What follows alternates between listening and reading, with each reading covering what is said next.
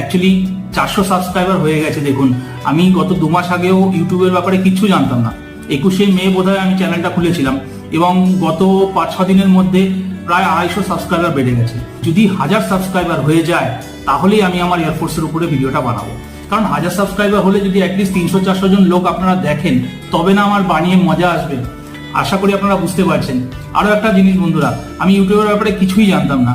আমি এডিটিং করতে জানতাম না, কিভাবে থাম্বনেল বানাতে হবে জানতাম না, কিন্তু গত 2 মাসে 2.5 মাসে আমি এগুলো সব শিখেছি এবং নিজে করছি। তো আমি সমস্ত ইউটিউবারকে থ্যাংক ইউ জানাই যারা এই ধরনের ভিডিও বানিয়ে আপলোড করে এবং আমাদের মতন মানুষকে শিখতে সাহায্য করে। আমি কোনো বড় ইউটিউবার নই বন্ধুরা, কিন্তু এই ইউটিউব আপনাকে অনেক কিছু শিখিয়ে দিচ্ছে।